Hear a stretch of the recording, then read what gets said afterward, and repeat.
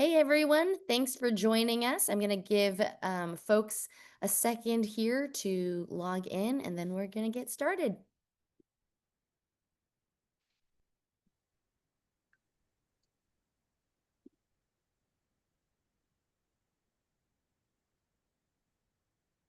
All right. Looks like we've got a lot of participants today, which is super exciting. Good morning, good afternoon, wherever any of you are joining us from today. Welcome to today's webinar, co-hosted by the New York Oracle User Group and Oracle partner Viscosity North America.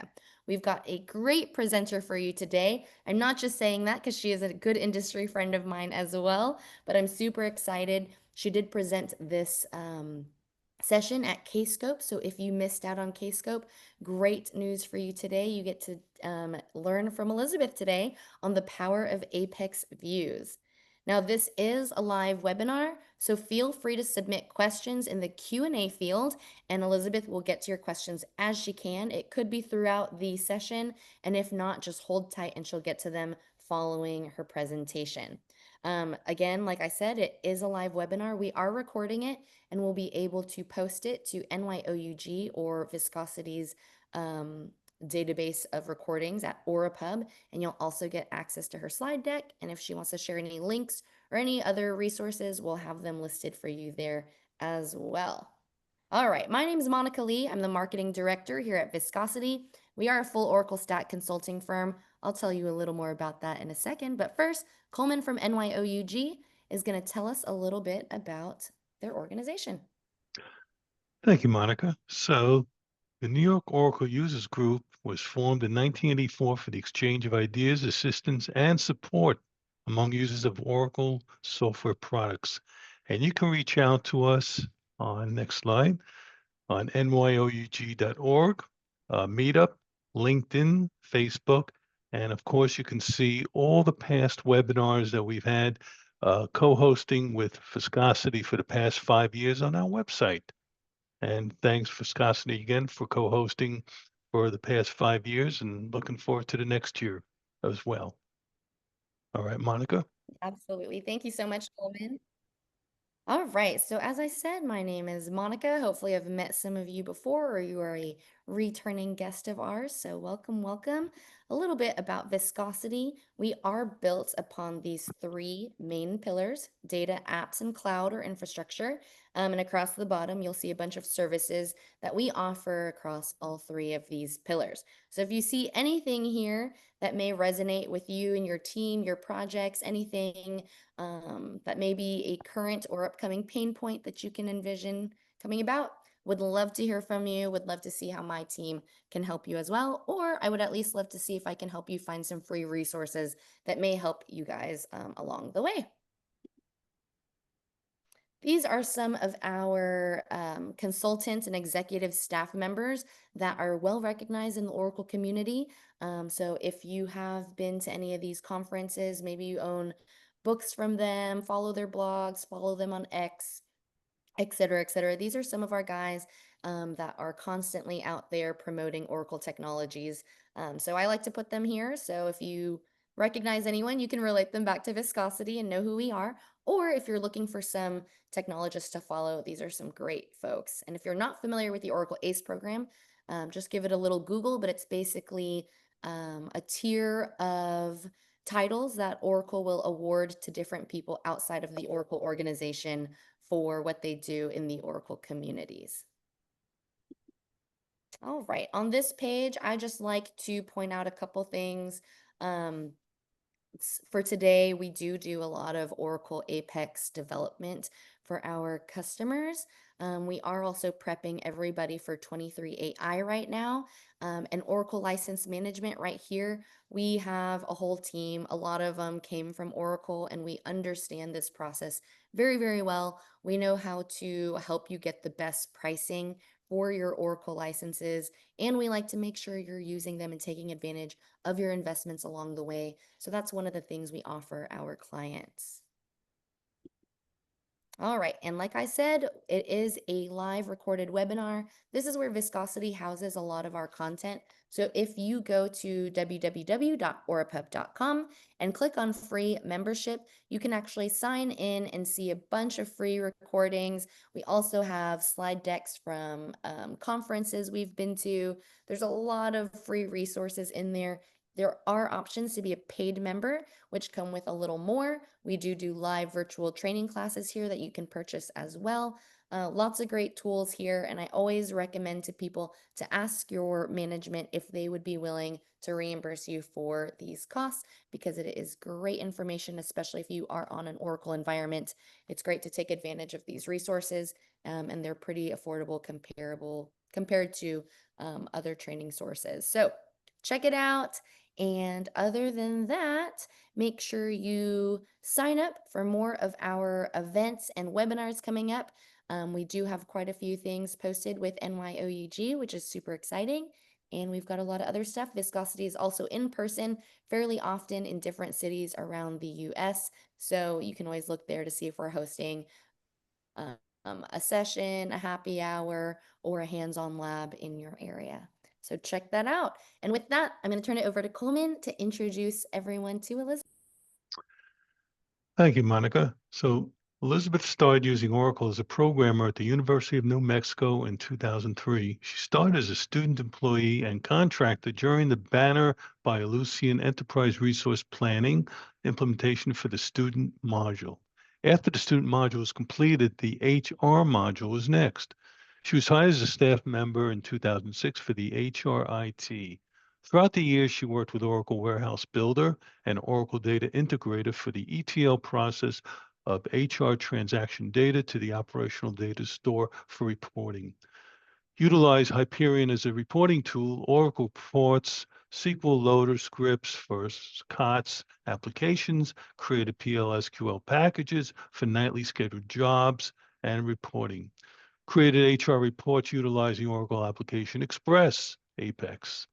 In September 27, she left the university to pursue a career at Los Alamos National Laboratory, focusing in application development using Apex, PLSQL, and Oracle data modeling.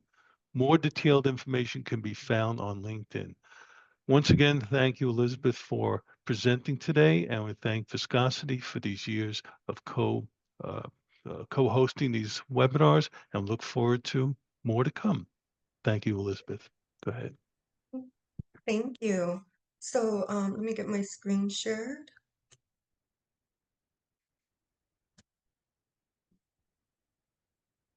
Okay, is it coming up? Okay. Oops. Looks good. Perfect. Okay, wrong. It skipped. Okay, here we go.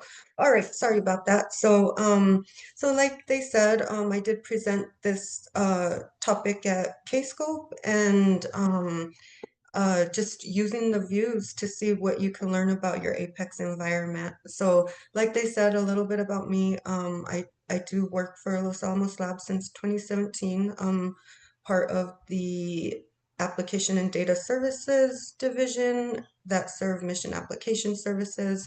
My official job title is Solution Architect, but I do manage the Special Projects team. And I also run the local New Mexico Oracle user group.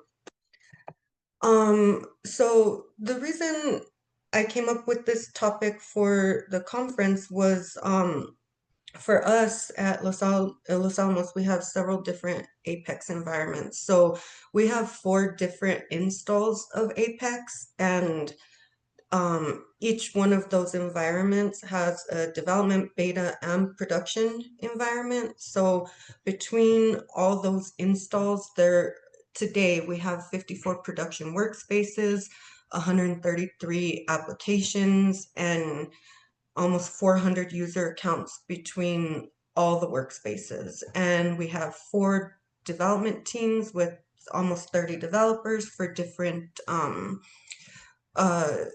types of programs within the laboratory. So as of today, myself and my boss Roger were the only 2 that manage and deploy applications to our production environment. So we're responsible for looking at the health and validating that, things are working correctly.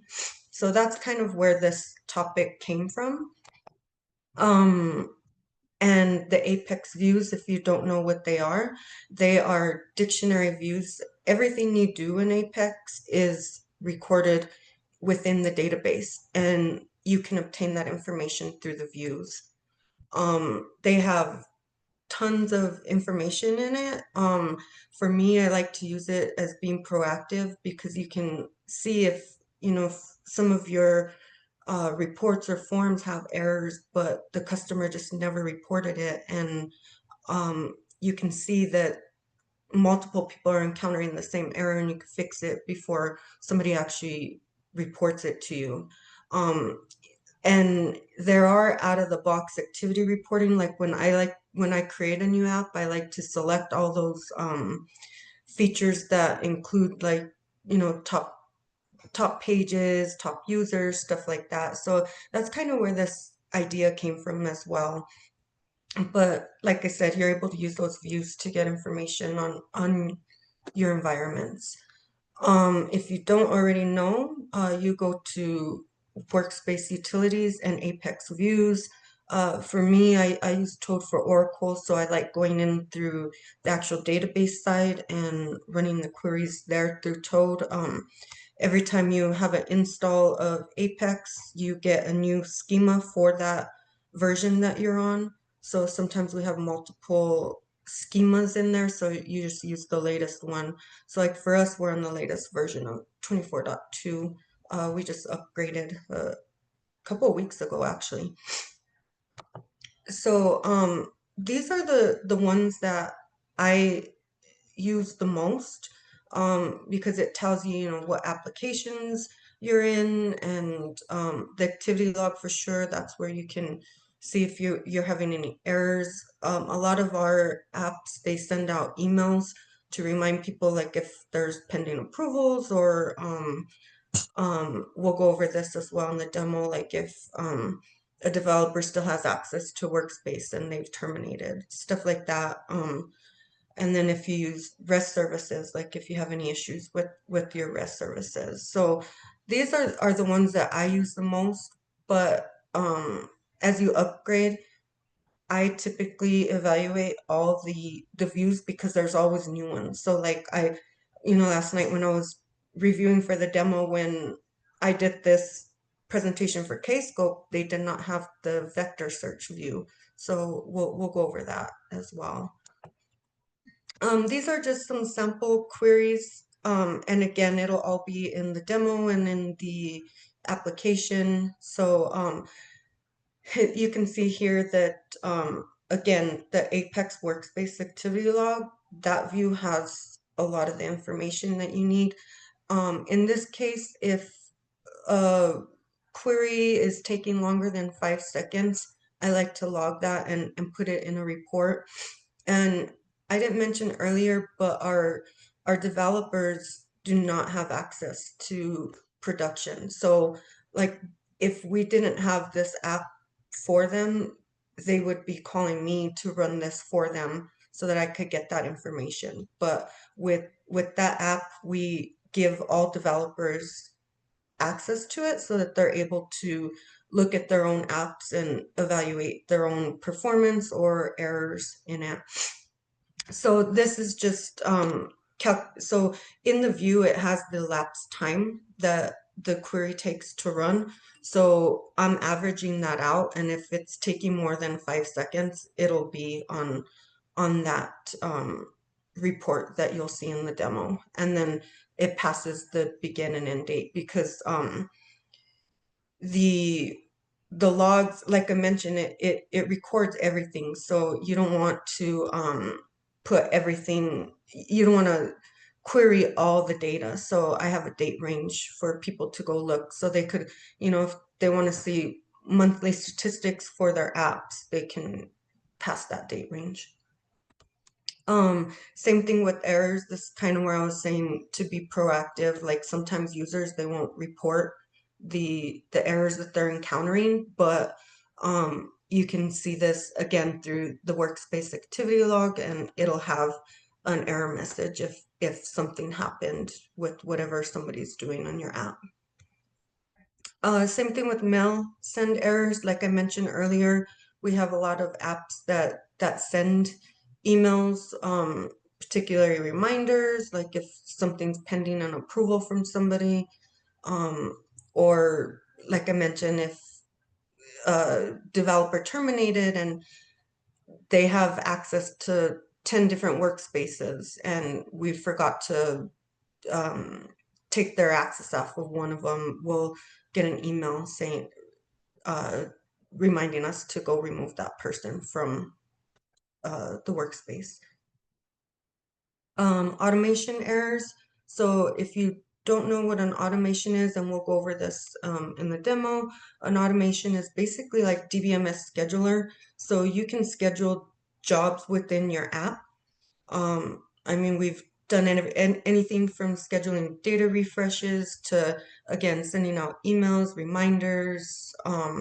If you're loading data on a daily basis, or for us, we have REST services where we query from policy documents and we load that information. So all those are done through scheduled jobs.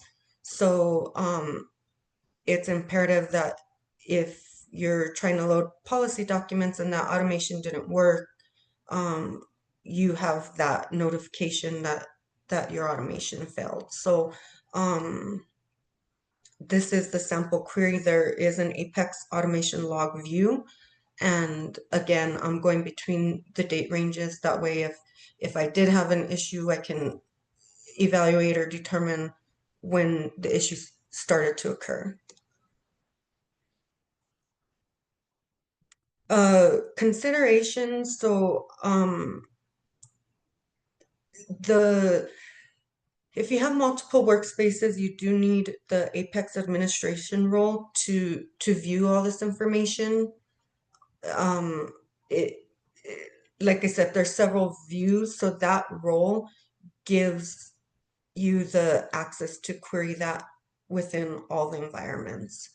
And then by default, because like I mentioned earlier, it logs everything that people are doing, and that data gets large very quickly. And if you're a Apex administrator, the default is the data purges every 45 days. So if you're needing that data more than 45 days, you need a process that will keep that data for you. So what we did is we created a ETL process. So basically I prefixed a bunch, all the logs that I thought we would need with the word T, because it's gonna get loaded into a local table versus querying from those views that purge every 45 days. So I have a process that will basically copy all that data and will put it into that local table. And as you can imagine, that does get large as well. And I do have a sample of the PL SQL that I wrote to refresh those local tables with the data. And like I said, it does get big very fast. But we've been saving it. We have about 5 years worth of data, and my DBA is killing me because it is taking up a lot of space in our local database. And when we do query from it, when we do need it, it does slow down our environment. So it does impact the performance of the entire database, just because I mean, I think the last time we checked, there's like 10 million records in one of the local tables. So we are considering moving that data to our ODS instead of the tables within our Apex database. So before I go into the demo, let's see if I can figure this out. Are there any questions before I see one. Yes, so the slides will be, I think Monica mentioned it'll be on their website along with my GitHub as well. Okay, so let's go to the demo. Anything else before I start? Okay. Can you all see my Apex screen fine? Yep, looks good. Okay, cool. I'm gonna just I need to switch between the windows and the little share thing is in my way. Let me just get okay. So before we go over that, okay. And of course I need to sign in again.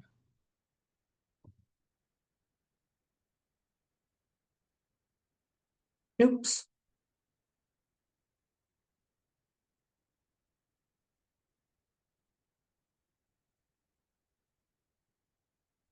And this app, so obviously I cannot show what we do at Los Alamos, but what I did is I used OCI to create an Apex environment, and I installed a bunch of the Apex packaged apps so that I can replicate this monitoring app. And this is all on my GitHub that I'll give you all here in a bit. But this is basically the app. So like I mentioned before, the user's prompted to enter date range so that all the data is refreshed. I'm just gonna go here. And so in our environment, our developers don't have access to the app builder in production. So when they go in, they could see all the applications that are installed in our environment. So if they're looking for a specific app, they could go through and scroll here. So all this query here is just querying from the Apex applications view. And it tells you what the alias is, what the workspace is, all this information. And all of this is from the Apex applications view. It tells you what authentication scheme is. So like if that developer's looking for a specific authentication scheme and they need to copy that one into their app, they can use this report for it. So it tells you if it has a logo. So again, all this information is within that one view. And you just run it from that home page, and I just click. So this counts the number of applications. And like I mentioned, I just installed all the Apex sample apps to get this data. And then this next section, and we'll go over all the queries behind it. So this shows you what your top applications are. So like in this case, I've been prepping for the demo, so this has been my most used app. And when I click on that, it'll tell me what errors I have for the date range. Everything is date ranged. It'll tell me what the lapse time is on certain things. And did I build this to click? I don't know if I did that. No.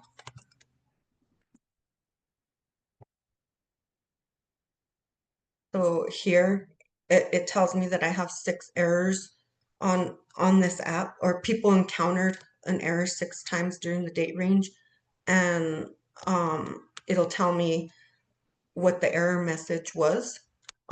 So I have this group. So this error was encountered 2 times. And then these lower ones, the invalid login credentials, that was encountered once. So this is grouped, but if I go to the details here, it'll tell me more information on it. What the error was, what the workspace, when it was encountered, all of that information. So I'm gonna go back home, and I guess we can go over real quick the query on that. I just gotta figure out how to go back because, like I said, that little share thing is in the way of me going between tabs. So this home page here, we'll just go over the queries real quick.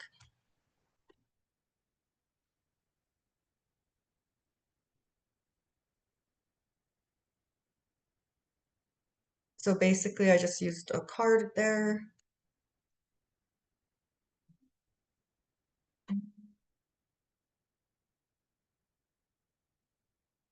And so all that did was count the number of applications that's here in that Apex applications view. The other one that we did, the top 20 applications, same thing. I'm excluding the 4,000s because those are your internal apps. So it just gets the count of how many people accessed that application during the date range that you did. Let's see. Okay, so the poor performance one, in this query, since the sample apps are run so fast, on the slides I was doing anything more than 5 seconds. This one is more than 0.1 just because everything on the sample apps runs quick and there's not a lot of data in this environment. So in order for me to show something, I just did the 0.1. So if we go back to that one,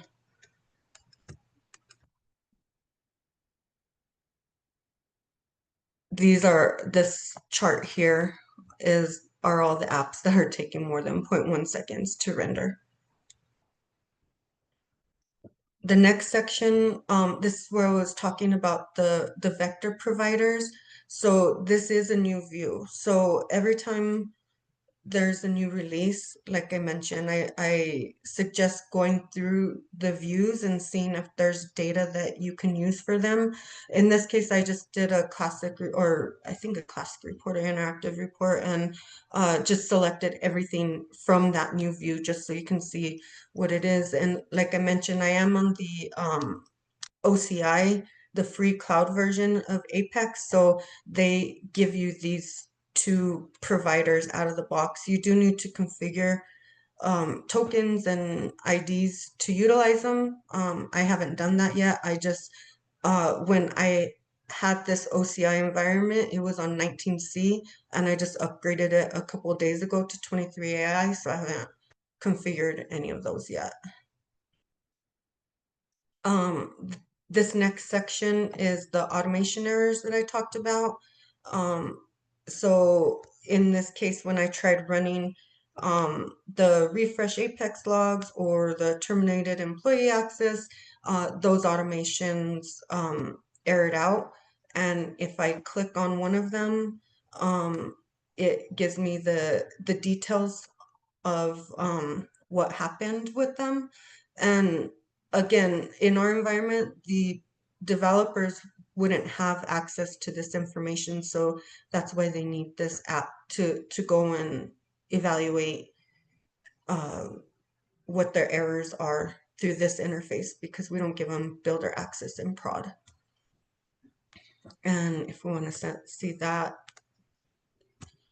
query, it's basically the same thing that was on the slides. Oh, real quick before this is that, it's just a classic report. This is that new view I was talking about, the vectors. It's called Apex Workspace Vector Provider. And then, like I mentioned, this is the query for automation errors. So all I'm doing is querying from the Apex automation log, and I have a limit here where, because there is a row count. So if the row count is greater than 0, then that means you had an error.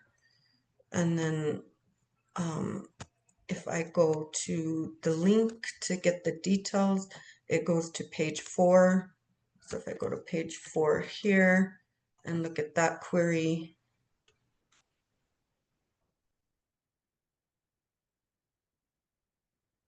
it is from the same view.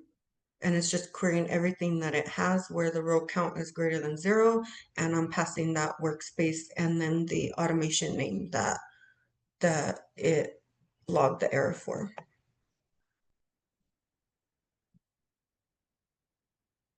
Any questions so far? Let me see, do I have? No?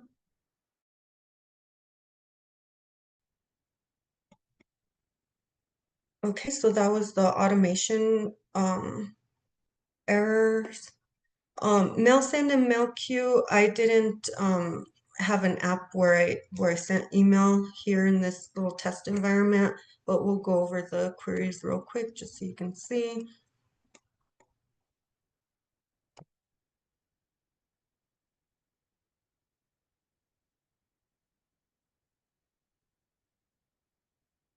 So this one is mail send errors.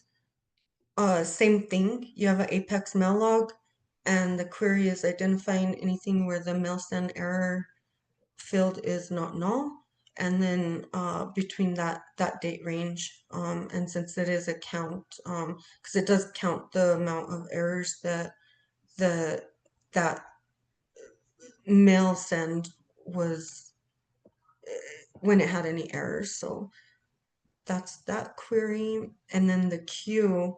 So if there are emails stuck in the queue, like maybe an email address doesn't exist anymore, this queries just directly from your Apex mail queue from the date range that was selected at the beginning. Okay, this next one. So I use this for like as we upgrade our environments, a lot of developers sometimes won't let's see if I make this a little bigger for this section. They won't refresh the theme or update your compatibility mode. So in this case, I purposely had some old apps that were using 21.2 compatibility modes. You can also use this for deprecated items as well. So there's views that every time there is a new release, we always review the deprecated items from the release notes, and you can query your pages and even items if they're referencing any of those deprecated items. And like for me, I'll just do Oracle Apex release notes, and then it'll come up with the latest version. And there's always a section for deprecated items. Let's see, where are the release notes? Okay, I thought that would take me to the release notes, sorry.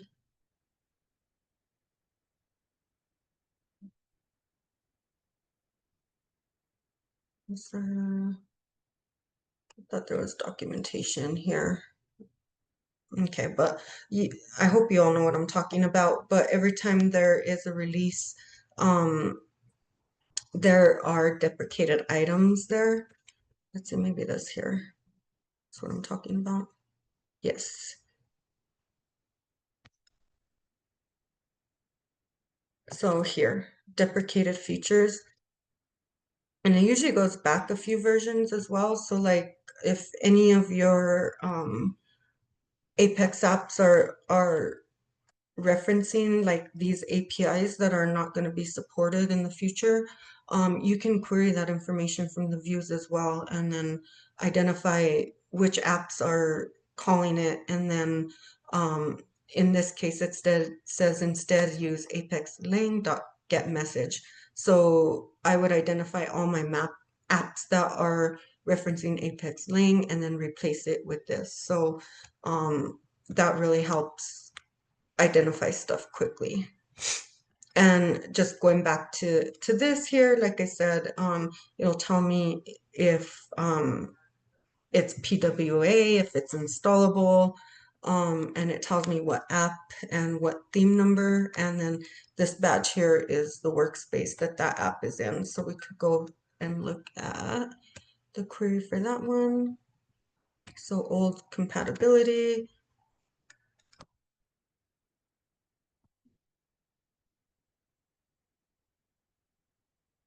And then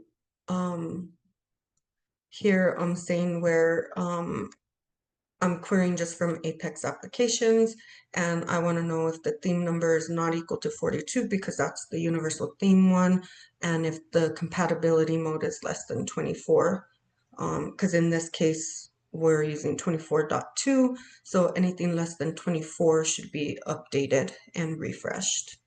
Make sense? Okay, and then this is kind of similar to the other report. This is just high level. So again, if I go through this, just shows me a chart of all my apps with errors and the count. So this sample card has 3. This is basically replicating that other report when we clicked into it, but it tells you exactly what the error message is, what app it is, how many times, and then again, I just grouped it by the amount of times that that specific error message came up.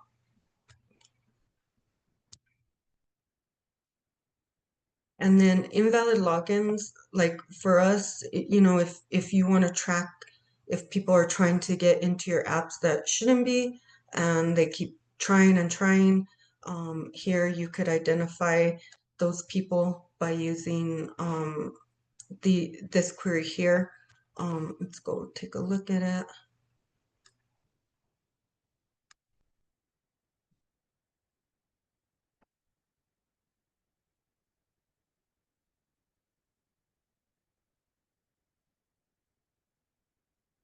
So this one's going off of the Apex workspace access log, and then the query is where the authentication result is not equal to success, and it is between that begin and end date again, and then it counts the number of times that those people tried accessing that workspace or that application, and logs the number of times that they got it in. You know, people do it by mistake, but sometimes, like if you have like maybe a bot that's trying to it figured out your URL and trying to get into your app, you'd be able to identify that and secure it more, or do whatever security measures you need to do to get that fixed.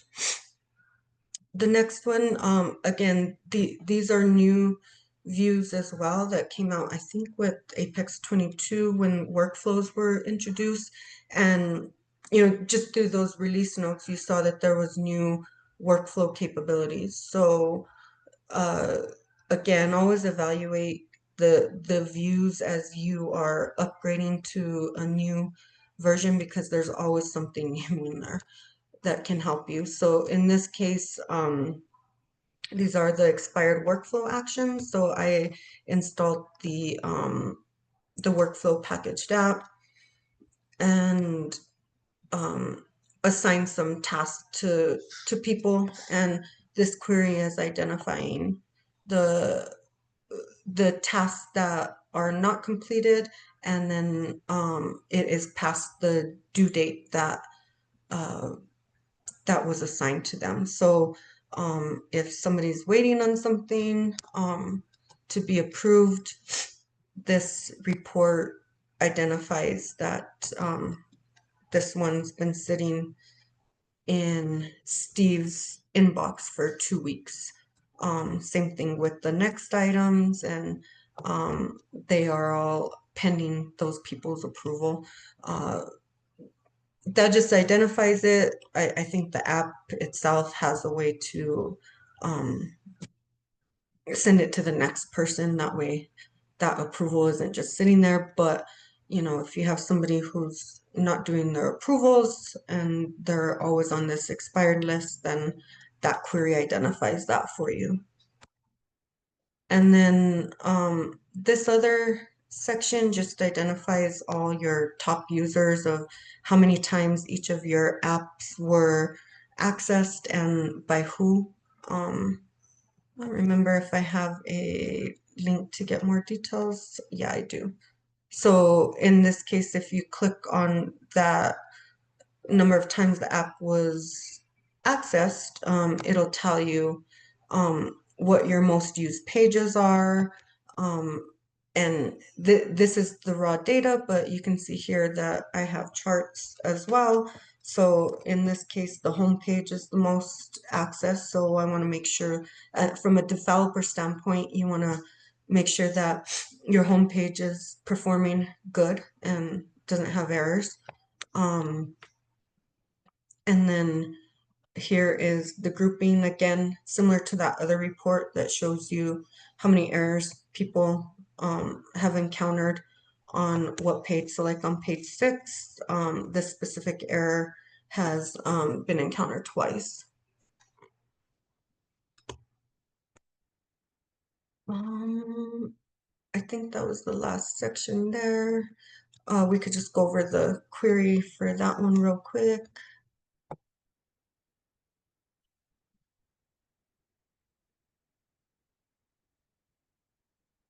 Again, it's through the Apex Workspace activity logs, so probably see a theme. Those logs are the most used for me anyway, and give us the most information on the health of the environment. So basically just counts the amount of views that page views that a user is going through for that date range that you enter. Okay, so that's the home page. Let's go over the reports, kind of what I was telling you about earlier. So in our case, some people were doing subscriptions to interactive reports, and then those people left. So we were getting error messages that no longer existed. In this case, this is the test environment, so I don't have anything in there, but we could go over the query on that one real quick. We could find it. Oh, these presentation bars are stuck on my screen and I can't get there. Let's see.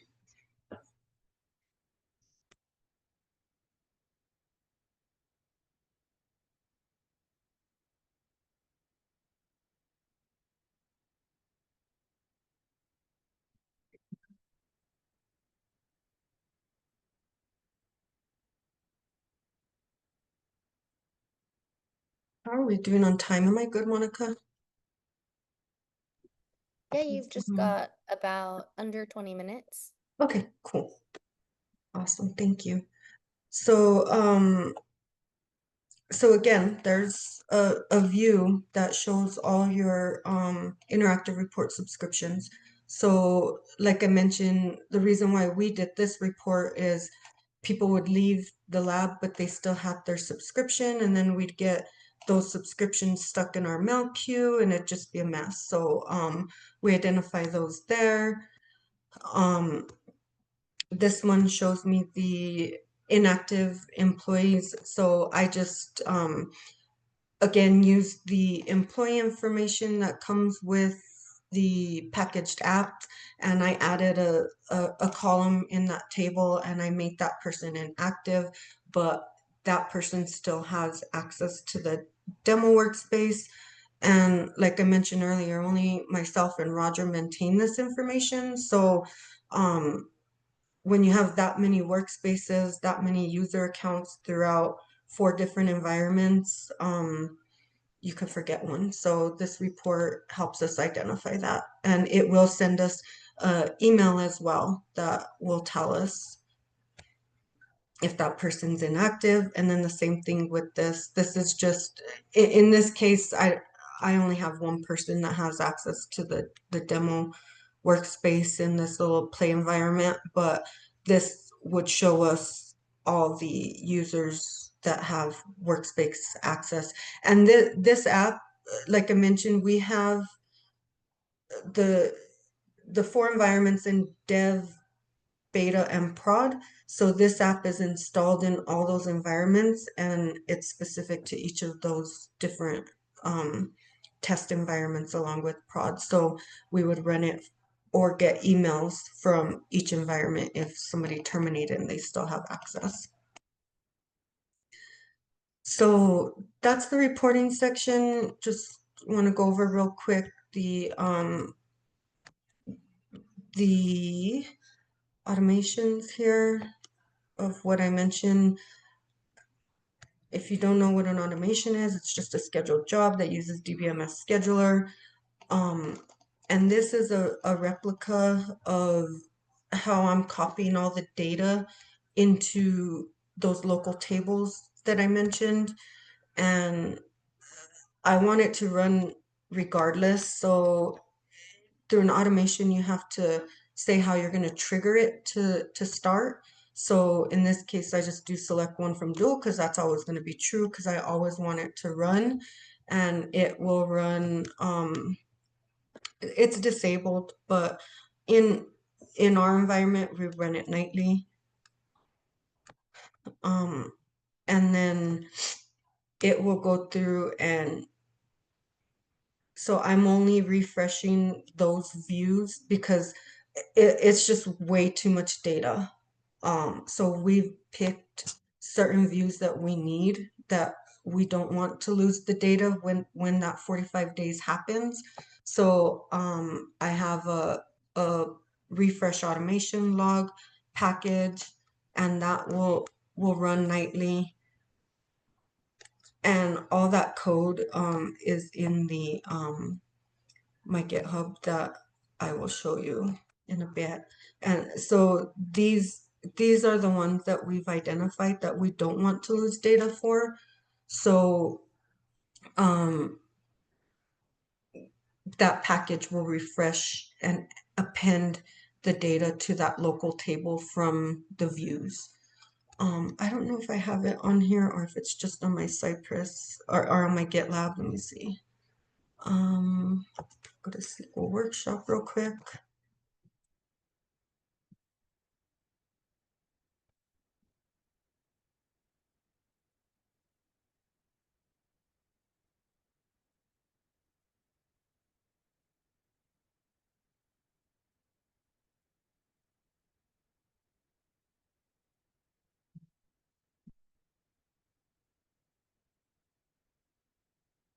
So, see if I created the local tables. I don't remember if I did in this little play environment.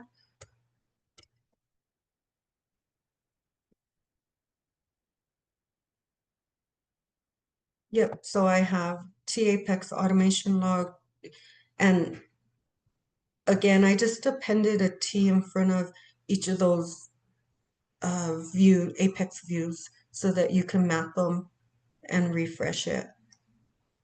So if we go back to the package, you can see it's not compiled, but if you look at the code, when I do run that automation, it's going to call this package here.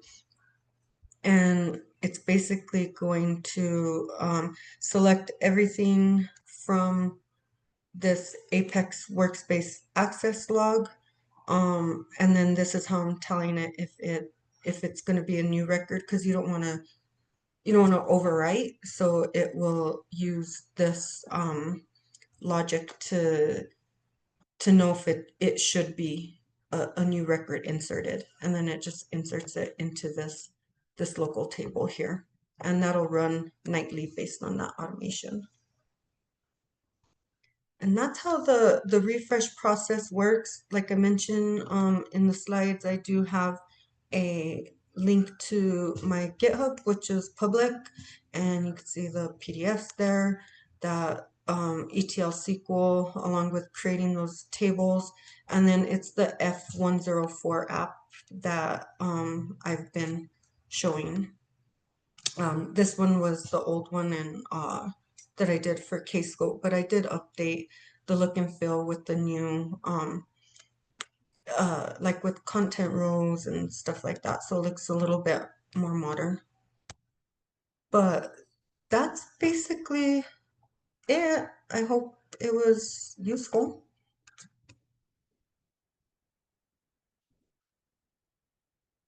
Let's see if there's any questions.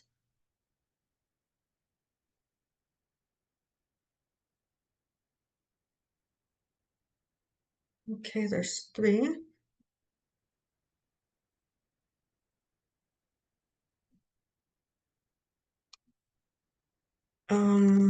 You guys can still hear me, right? Yes, you're good. Okay. Okay, so there's a question, is there an option to generate the optimizer output for a query in order to evaluate if the SQL is optimized? That I don't have, but like I mentioned, for me to identify it, if it is taking long, then that specific query, you can extract it and run it in an optimizer to enhance it. Did Apex views help development besides performance? I wouldn't say in perspective of development, like I mentioned, the deprecated items, those help you identify that, and that improves the development cycle. And then the last one says, very useful, didn't know these views existed in Apex. Yeah, a lot of people don't, which is surprising. When I did the presentation at Kscope, there were people that had no idea that you can use that. Let's see. I'm not seeing any other questions. So like I said, I hope you guys learned something. Thank you so much, Elizabeth. If you guys don't have any other questions, or if you think of any questions later, feel free to shoot them our way, and we can get you in touch with Elizabeth if needed. And otherwise, we will email everybody when we've got the webinar recording posted, and your slides will be there as well. And we'll put your GitHub link there as well. Perfect. So last call for questions. Lots of warm thank yous for you, Elizabeth. Yeah, thank you for having me. Yes, thank you so much for presenting for us today. Coleman, Rob, thank you guys for partnering with us on our webinars. And if that's it, we're done nice and early. Yeah. All Thank, right, no more questions coming through. thank you, everybody. Thank you guys so much. I hope everyone has a great day and a great weekend and all the Thank things to you. come. And we'll see you on the next webinar. Elizabeth, thank you again so much. No worries. Thank you. Bye, everyone. Take Bye. care. All right. Bye-bye.